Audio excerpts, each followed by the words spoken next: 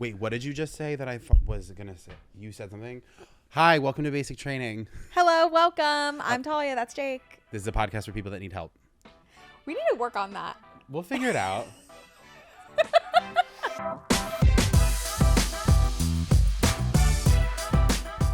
My crush responded to my message with that emoji. Wait, this is for everyone. Let me take credit. A message I constructed.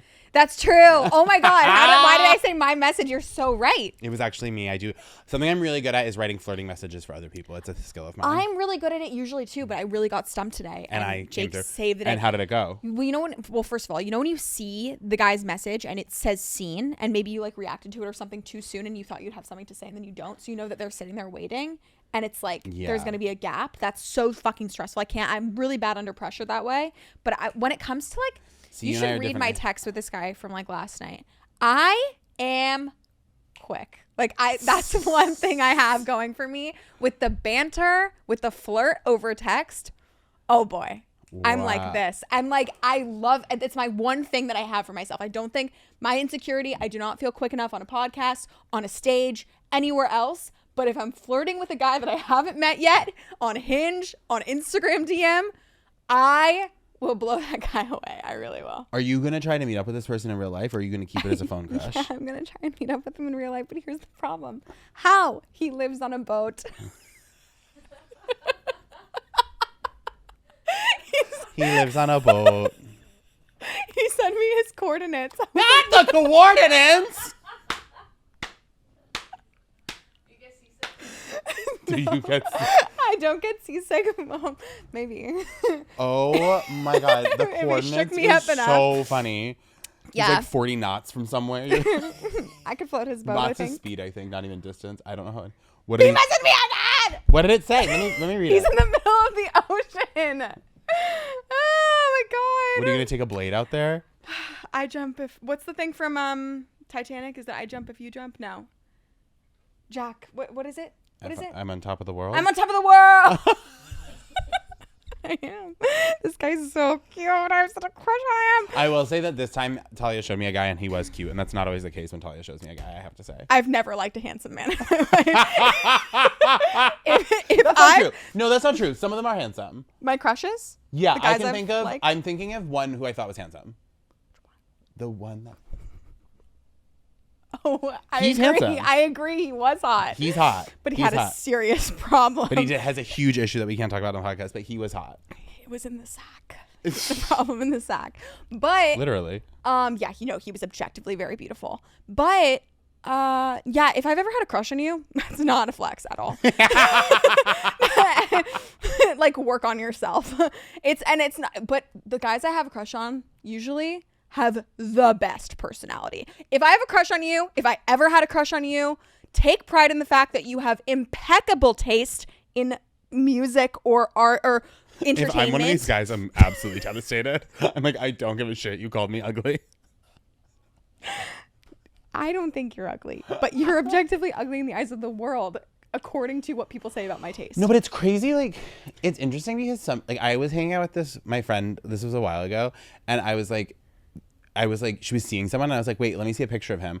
And she was like, no, he's like not cute. You're going to judge me. And then I was like, what are you talking about? And then she showed me. I would never judge someone. But she showed me a picture, and he was so cute. And I was like, whoa, there's something so, like, he was like objectively like very attractive. And I was like, oh, there's something like, unless you're, like, our brains are so fucked up that we think that the only kind of attractive is like perfectly symmetrical, like Instagram model hot, and that for being attracted to people who are actually attractive in like human ways are like, we're some sort of like perv for that. And it's like, no, I don't want to have sex with like an angular. You're preaching to the choir. Like fucking like. It's the Kiki Booba thing. But it's not even, the angular thing. I guess it's, for me, it's when they're like so, like, they don't even look like they have like a soul. They look like a statue. They're just so like. Whew. I could never be attracted to someone who is like seen in the eyes of the world as conventionally hot. There are very few. Like Jason Segel, I'm in love with, for example, and I think the world thinks that he's conventionally attractive, generally considered attractive. But like, when I think attractive in the eyes of the world, I think like Austin Butler, Zac Efron. And these are people that I could never even fathom having sex with. I could never like them. I just think it's for the same reasons that you listed. It's just they're too Greek god like. They look fake, and it feels almost in a way like effeminate to me. Like it feels like, I guess I do find those men attractive and would have sex with them probably. But like I guess my thing is like, I guess what I'm trying to say is like there's a difference between like the kind of people who are like symmetrical and beautiful and like that's attractive, and people who are like sexy and there's like a horniness to it. Do you know what I mean? Absolutely. Like, and like that, I think some people that like Venn diagram is a circle and like that is what gets them going. And for me, it's like not. I think for a lot of people it's not. But we're like, I think people sometimes think if you're not like that you're like pervy for liking like dudes with normal faces. Right. There you go. Yeah, the thing I have to say is if I've ever liked you, you're objectively interesting. Okay, we need to listen to calls before your former crushes absolutely they should be on. Here's the thing. I don't find this to be offensive at all. They are if I've ever had a crush on you, you are interesting, you are smart, you probably have a high degree. And you've seen Seinfeld and you know it well. My vain ass, if someone said this to me, someone was like, hey, the general world does not think your face is good. But I think you have a great personality. I think you're cute. I think that they're all cute. And you watch Seinfeld, I'd be like, I'm going inside and never coming back out. Every guy I've ever liked to me is sexy. Hot. Fuck still. Okay. But like. Okay. Well, how many episodes of Seinfeld do you think I've seen? I don't want to get mad at you, so I don't want to know the real answer. Okay. I'm gonna assume a season's worth. You've seen all the like famous ones. You've seen the Soup Nazi, right? No. I don't think I've seen a full episode. Ever? I don't think so. Do you understand what I'm talking about when I feel like I've seen a lot of clips. So much of who I am. How can you possibly like know me and like me? I feel like I don't even know you anymore. Do you watch it that much? It really is like something that's at the core of my, it's weird because I've seen it so many times throughout my life, but I haven't seen it in a while. So like if you ask me to recall a certain reference or whatever, it wouldn't be at the tip of my tongue, but like the essence of that show. Like I need to be able to refer to it. I need to be able to, it's just like, I don't know. I revere that type of comedy more than anything else. And I'm like shocked that you haven't seen it. Okay. One time I was seeing this guy, the guy who broke up with me on his Substack, and he... What? You don't know this? What? This is like, no, when we were first becoming friends. Broke up with you on his Substack? His blog, yeah. That's how you found out you were broken up with? No, okay. We were dating for like a month. Okay. And he was very, long story short, came at it with like lots of green lights. Like he was kind of initiating, very serious, like wanted, he's like saying shit like, I can't wait for you to visit my hometown. And I met his friends and whatever. Like it's going in a certain direction, but my heart wasn't totally in it, luckily. Sure. But, and then one day after we fucked raw, he said, he goes, I think I invited him to like a game. Like I had been invited to a Rangers game or something. And I had an extra ticket. It was that or basketball. And he clammed up and was like, listen, I need Wait, I remember this. You remember this, I remember right? this breakup. I don't remember there being a Substack. Okay, so here's the funny part. So that's just for context. So I need to give that first and foremost. Yeah, I remember when this happened. Right. So he said, but the viewers don't, the listeners don't. No, sorry, Basically, they weren't in Sweet Green with us when we talked about this. What was it? No, I said it was at Sweet Green. We had both just gotten broken up with and we're at Sweet Green. Yes, we had both gotten dumped. Okay. Yes. So the guy like clams up, doesn't want to go to Rangers game. Essentially, it leads to this discussion of, I don't see us going somewhere. I'm not ready to be in a relationship. Blah, blah, blah. So I kind of I was very proud of my reaction to this. I think this was the most mature I've ever been in a situation like this. Luckily, it's because like I didn't allow myself to like him. If you're trying to be the winner of a breakup, never like them. You're welcome. It's so crazy that he broke. I just remember the thing I was so blown away by was that he broke up with you hours after you had sex. It's hours. How about minutes? Try minutes. It was his cum. I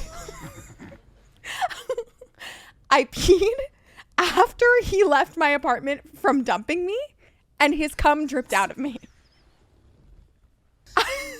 Like, and I posted that on TikTok because I thought it was a funny concept and really with no anger in my heart. I don't hate this guy whatsoever. I think he's fucking weird, but I said that and I thought it was funny. And a lot of people commented like, girl, some things like really like stay in the drafts. Like, this is a lot. I can't believe your parents watch this. And I'm thinking, I can't believe his parents, if my parents found out that I stuck my imaginary dick inside of somebody raw and then broke up with them immediately after a series of other things that were like, what the fuck? It's so fucked up. It's so fucked up. It's so violating. It's disgusting. If my child did that to somebody, I don't care what the girl says on the internet. Like, I would disown you. Like, I'd be so upset that I raised somebody who could do that to another human being, to a woman. And so all the people commenting like, this is a lot. I'm like, I think what he did was a lot. I think what he did was objectively disgusting and wrong. It's so crazy to have sex with someone and immediately have to be like, I don't see a future. It's like the weekend he introduced me to his friends and was like, let's go to my hometown. And my parents know that I'm talking to you. 24 hours after sex. Like, it's gross. It's objective. But what was weird to me was the whole, I'm not ready for a relationship, but I'm going to like feign a relationship in order to have enough of a connection to fuck. Sure. Like, he like faked a relationship. And he told me once, I should have connected the dots. I remember, it's all coming back to me now. He like told me once in bed, like, I don't do one night stands. I can't have sex and enjoy it until I feel like I'm really dating the person.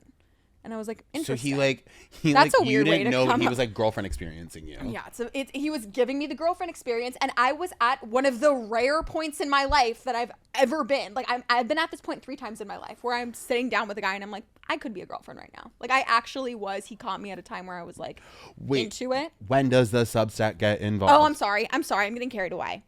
Anyway, I just think that's a really weird way to like cover up your ED, whatever. So he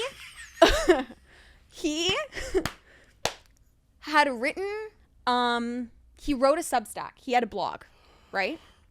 And I was subscribed to it. And the subscription, I did that as just like a kindness, right? Like, you don't have to subscribe, but you can pay and choose to get emails. Yeah. So as a kindness, I gave him, what was it, $4 a month or something? I would hope no more. Right. And I think I signed up in the middle of the month, so it was like prorated. So I had given him $4, and after he left my apartment that night, after I said, okay, well, if we're not gonna, you can go, you've said it all. It was a very interesting dynamic. He like didn't want to walk out. I was like, let's just cut it off. I'm very into the quick, like, you want to break up, we're breaking up, like, get out. Yeah. But peace out. Hugged him goodbye. I said, really no hard feelings. Wish we didn't just fuck. But honestly, have a great life. Like, I'm not mad at you. Did you start eating chips the second he started breaking up? I was eating chips. That was my favorite part. I was sitting on the couch, and as soon as he broached the topic, he was like, by the way, I immediately just grab the popcorners, and I'm like, ooh, what flavor? Kettle? I love kettle popcorners. I like the regular. I don't like anything kettle. You know me. I don't believe in sweet anything. I don't like sweet. So it's insane. I think it's disgusting, kettle corn. But okay, different topic. I need to get through a story. Fuck. I start eating the popcorners as he's telling me, and he did that stupid thing that guys do where they like try to fake depth by like, when you just give them like okay, that's fine with me, they want to keep talking, and then if you actually say anything, they like stare at the wall and pretend to be in like deep thought, and it's like, this is a very simple conversation. You don't want to go further, I'm not going to like beg you, you know what I mean? Yeah. So I was like, okay, well, nice knowing you, really no hard feelings. He goes, but yes, hard feelings, you don't like me. I'm like, what do you want me to say? I go, no. It's like, so funny that you're eating popcorn. I don't know why you're in here. He grabs a glass. I remember it all clear as day now. He grabs a glass in my apartment. He's like, do you want me to wash this? I'm like, get out. Like, what are you still doing here? Oh my God. Don't you have a job? Like, get out of here. So he left, but Should I wash this? I can't. It's so funny. I can't stress enough how nice I was. Like, I really did not make it seem like I'm never going to speak to you again if I see you on the street. Fuck someone raw and dump them and then hold up a water glass and say, can I wash Should I wash this? Why are you still standing here? And I didn't say it like, get out. I said it like, it's okay. You can leave. Like, I'm not going to push you down the stairs. Right. I said, it's fine. Don't worry about it. Sorry that, it was really, I said something like, it was really nice knowing you. Peace out. if I see you around, say hello. I was very proud of how mature I was. That's how I remember it, because I remember closing the door and thinking, good on me. So then the next day, I woke up, had a meeting, didn't even have time to process all of this.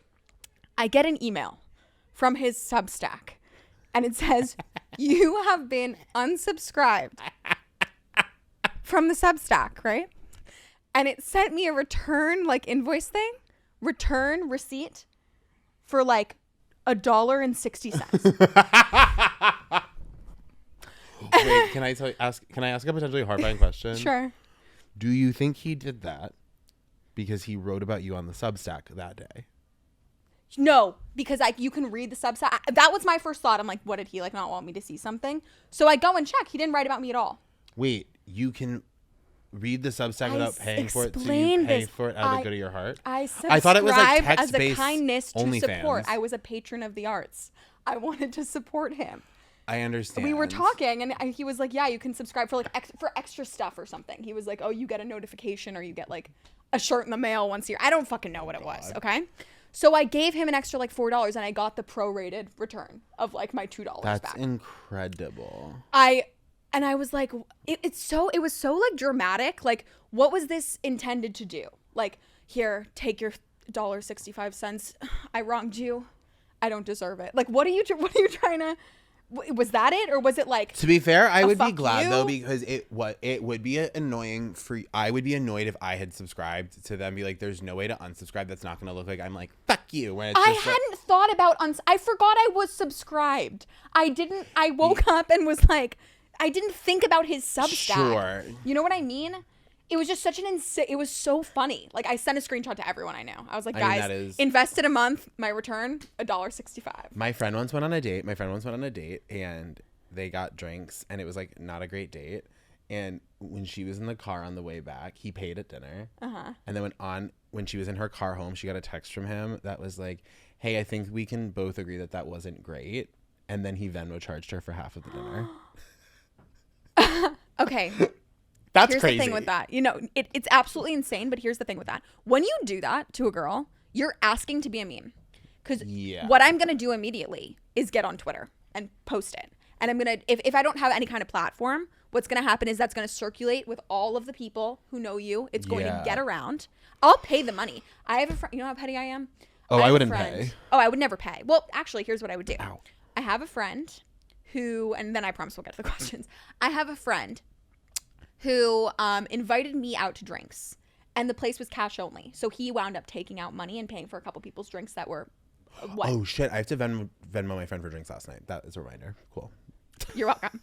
He paid for what my let's call it between $10 and $15 drink, and of course, I'm happy to Venmo him, but it was also like, I don't know. He's like in tech. He's a guy.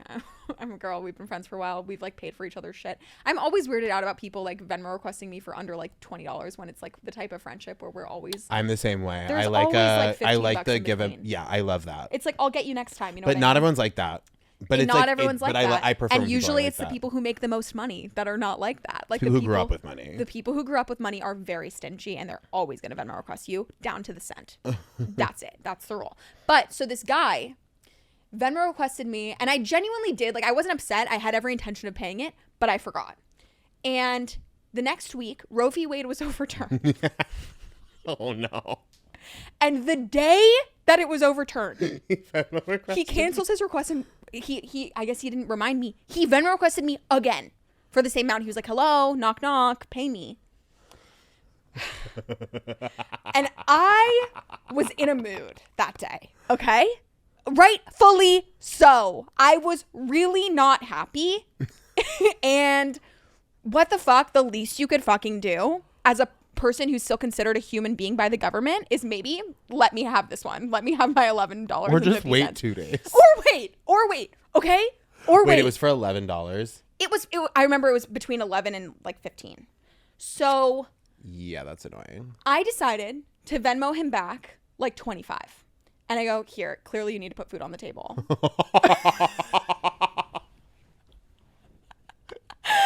Clearly you're broke. Clearly you lost your job. Like, damn. You need help. If you needed this $11 today, clearly something is wrong at home. And I want to help out a friend. Here you go.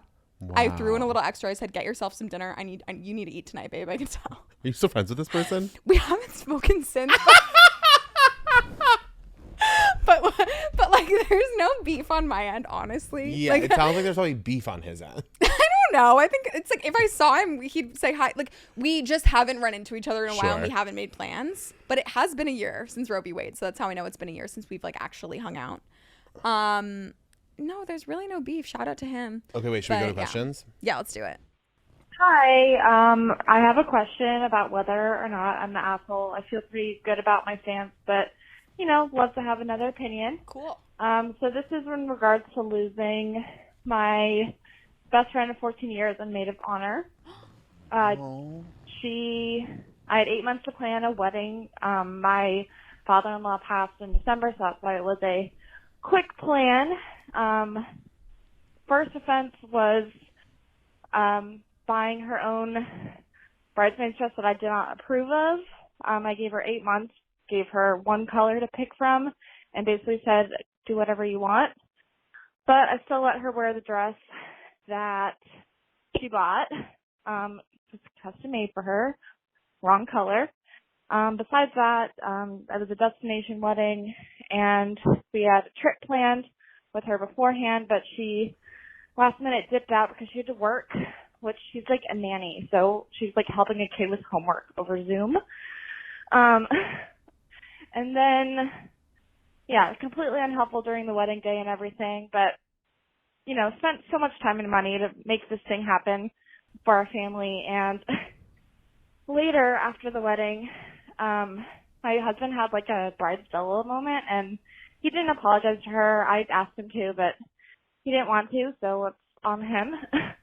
But she brought up to me when I called her upset after learning my dog died, my dad was sick. Oh, God. She decided to tell me everything she had wrong, what she felt was wrong about the wedding, or that she would do differently. And right down to, like, what ring she wants and everything. And she's, like, been with her boyfriend for 4 months. So, anyway, I told her in an email how that hurt me. And, you know, she just kind of dropped off the face of the planet. So it's been several months. I think I'm totally better now. But basically, am I the asshole? Thank you. You know you're not the asshole unless there's something significant that you're hiding from us. Yeah, like unless you didn't include a certain detail that's like very much you're not the asshole. It's objectively, but what I do empathize with is not being able to accept that a friendship that was so deep and for so long is over.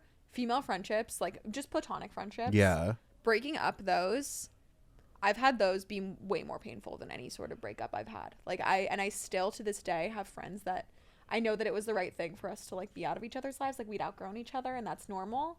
But I still like sometimes feel, because I don't think I've ever had like I've had friends who I was friends with who I'm not close with anymore, but I don't have any friend that I would say we had a breakup. Oh, I had a major like life partner type best friend and we broke up. And how long ago did you break up? Well, we were friends throughout high school and college, and it kind of petered out towards the end of college. Were you at the same college? No, different colleges, but same high school. And it was sort of just an issue of like, yeah, we've grown apart. There's no possible way that being friends is like good for us both still. Like I used to feel. Because were you like fighting? It was a number of things. I feel bad for even bringing it up because I don't want to get into the specifics because that's how I feel guilty that I owe her like secrecy. You know what I mean? But like, well, sure. I guess I don't need the details. I'm just more I'm curious about like the dynamics. Yeah, I'll tell you the dynamics. It was just there were all kinds of things that she would do that would bug me, and I would be resentful and mean about it. Like I think that I treated her poorly. She wanted a lot more from me towards the end of it than I could give her. Yeah. And I tried to keep explaining that, but she didn't really seem to get it. And then I would start to feel like the asshole. And my ultimate conclusion was like, it's better for this girl if I'm not in her life, because I think that because of who she is, I'm being mean inadvertently. I snap at her. I sometimes don't respond to her quickly enough because I'm just like, I don't have the space and energy to be her friend. It sounds like you guys just weren't like friends. We weren't a matchup when we got to a certain age. And did you do the breaking up? I think it was kind of initiated by me, and then, you know what I mean, she followed. Like, we agreed, but, like, it was tough. it's so hard for me to even talk about, but I have this little lingering hope in the back of my head that one day we will really be friends again. And that one, like, I always have a guilt of like, did I not try hard enough? Like, was I the asshole? I think about, so what I'm saying is I think about these situations all the time where I'm like, could I have made it work? Was I just being mean? Yeah. Was I going through my transitional moment in life, but she wasn't? And then she, like, I decided to push her away. Like, I went through a certain puberty of sorts and I was mean to her. The point is, people underestimate how much a platonic breakup can A, be necessary, and can be extremely difficult. And you might feel so much more guilt when you break up with somebody who is objectively bad to you when you were dating them. You have all your friends around you being like, yeah, go girl, like whatever, when it's a guy-girl dynamic. But like, when you break up with a friend, it's sort of like, I don't know, nobody really knows, and it's hard for people to take but it sounds like pride. in both this caller situation and like yours, it's like there's that thing of like if there's like a disconnect between what one person's like expecting they need from the friend and what the other person can like actually give, I do think you have to end it, because I actually think it's like really hard outside of like true couples therapy to like, if you're like experiencing like, oh, this person wants more than I can give, I think it's really hard to change how much you can give. That's like I think your like years, I think your like work. whole life circumstance has to change to be able to like change how much you can give, because like it's not a finite resource. Right. It's just not. I am and who like I am. if you are cutting the things, if you start cutting off the places where you actually want to be giving, if that's to yourself, if that's to other people, to give to this person who's like wanting, you're gonna resent them for it. Yeah. So I don't think you're the asshole. It sounds like you guys just were not meant to be friends anymore. Just don't feel bad. Don't feel like you're the asshole because your friendship ended. Hi. I want to make like more friends. Like I have friends, but I want to make more of them. And I'm like 22, and I just graduated college, and I'm not really sure how to do that, because there's not like, you know, it used to be you could like go to a club or something, but I'm not in school anymore, so there's not clubs like that. And I'm not sure, like, you can't really make friends like in the bar. And I have friends, but they kind of like live far away and stuff, you know. So I just, how do you guys make friends? That's like a lame question, but that's what I'm curious about. Thank you. I love this person. I'm obsessed with this person. They're so sweet. First of all, you're in the hardest time to make friends of your life, I think. 22 after college is the hardest time to make friends. So it's not you, is my point. It's not you, but I think that okay, I don't know what your life looks like. I don't know what your jobs are, but I've been asked this question before, and I genuinely think this is a good idea. Mm-hmm. Work at a restaurant 2 nights a week. Wow. Like, if you have the time and space, especially you're 22, work at like some chill ass fun restaurant in town and see if you vibe with the staff. Like, people are friends with their coworkers, and you go out after and you meet people that work at other restaurants and other bars, and you meet people. And like, if you like going out, you mentioned like going to the bars, like I think that is a way to make friends in your 20s, because like I know most people make friends at work. And if you have an office job, like I know some people are like nannies or assistants, or like or they work from home. So like that's not happening in the way it used to, or just doesn't their job. Get a part-time restaurant job is a thought I've had. Also, you mentioned there aren't clubs. There are clubs. Like I know a lot of people that play like gay volleyball or like pickleball or like some other thing. Like there are like activities, and people like do make friends from them. It sounds lame, but it's not. Like something, as I've gotten older, I feel like that's like a thing. Like so many things that sound lame when you're like in your early 20s that are really just like people earnestly trying to make human connection is like not lame. It's vulnerable. I think this is a good analogy. I went to the Renaissance Fair. Hell yeah. That is something that I would absolutely love, and I've wanted to go forever. I really want to go. I went when I was a kid, and I couldn't stop thinking about it every single summer, so then I went again. And when I was at the Renaissance Fair, I made this comment to my friends, like, there are some cute guys here. Too bad it's the Renaissance Fair. Like, I'm not going to date a guy from the type of guy who goes to the Renaissance Fair. Not my type. And they all go, you are also here. Yeah. And I'm he like, is your type. He is my type. Yeah, that 100%. He wanted to come here. I should be with someone who wants to be me, like can accept me as myself. So the point is, Did I want to date a guy in a tights and a cape? No. But there are all kinds of apps. Like, have you heard of like the Bumble Friend app?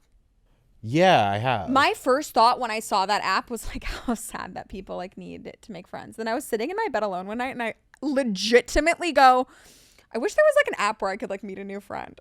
It's like, it is there. We just make fun of it so fucking much. And we're so proud and consumed by our own egos that we don't use these things. The beauty of technology is that if you wanted to, you could post in a group. You could join Facebook groups. You could join Bumble Friends, whatever, and find literally 5 people within a mile of you who feel the exact same way. Yeah. But it's so easy to feel like, oh, but I'm not one of them. Then 100%. It's such an easy concept to make fun of. But you shouldn't. I think what is a little bit more efficient about doing something like an activity or like a restaurant job versus like a Bumble Friend situation is I think it's really hard to approach meeting someone and being like, are we friends? Right. Do we work as friends? Whereas like if you have a third party thing that is the thing you're connecting over, that makes that bridge a little easier. Not to say it doesn't work, but I think it's like if you're going to do something like Bumble Friends, you can't go into it being like, you have to go in really low stakes, I think. You have to be kind of chill. Friendships take time. It does take time, and it's also, it's sort of like the what are we conversation is so much harder with friends. Like I was seeing this girl, platonically. We were hanging out all the time. Because you're famously not bi. Yeah, because I'm famously not bi. Sorry to disappoint.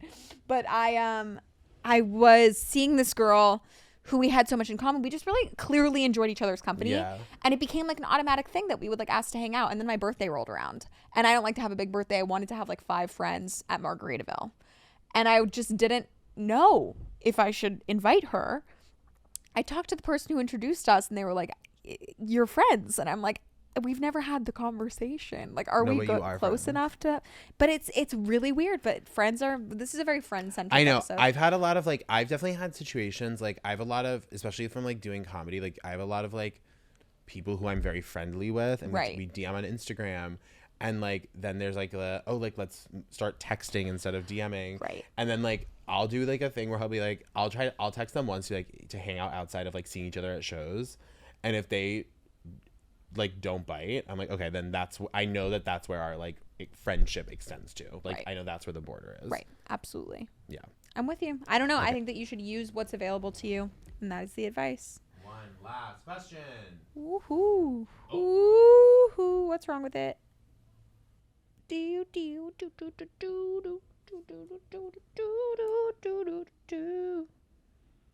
My ex's super hot best friend just got into my DMs. The ex is from high school and I'm 25 now. Should I just go for it? Absolutely. Absolutely. Absolutely. Absolutely.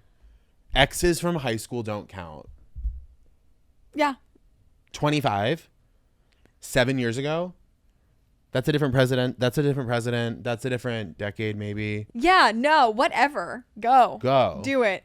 Absolutely. Fuck him in front of your ex. Something that bugs me is there's like the girl code rule or whatever of like, oh, you can't fuck my ex.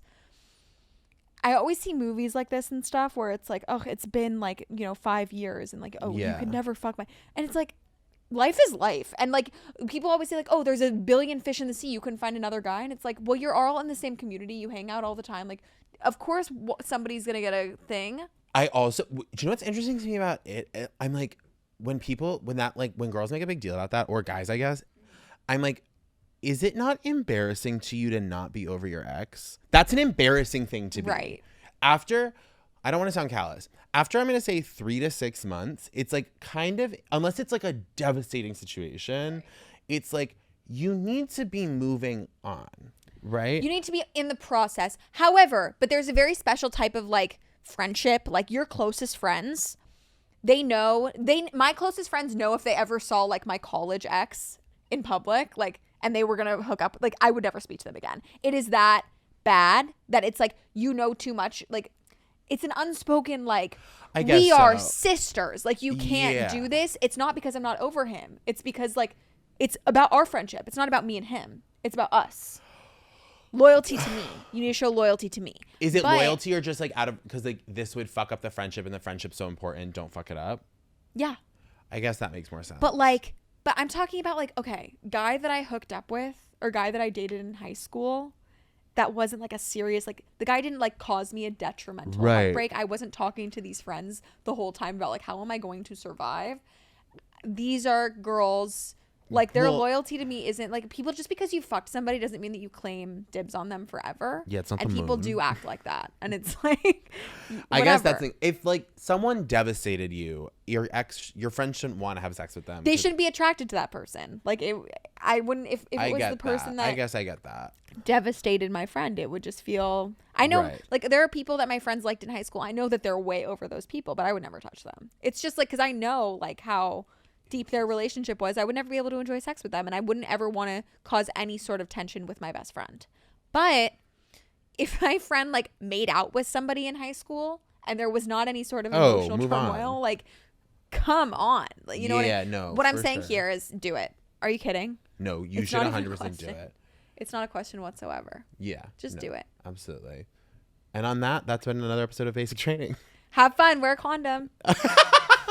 Get it. You don't want to have babies with somebody you went to high school with. That's a no-no. Oh my God. Yeah. Well, that's the biggest issue is that you went to high school with this person. And it's embarrassing to everyone you dated in high school if you date with someone from high school. Right. It really, I'm sorry, but it's really Wait, actually embarrassing. don't date him. That's so embarrassing. That's so embarrassing. If he's really hot, date him. But do you know what I mean? Because that's Trust like me, I know when what you people are mean. like, we're like, how'd you meet? It's like, we actually went to high school together. It's like, Oh, no, it does gross me out. I know people who are still dating people that they were like hooking up with in high school. Okay. I just think it's like, I don't know, get out of your bubble. It feels like a Black Mirror episode. It's Like, just grow up. Yeah. I mean, I think it depends on your high school experience, but to me, that's crazy. Crazy. Anyway, but still wear a condom. Okay. Love you guys. See you next Bye. week. Wait, call that. Wait, we need to say the number again.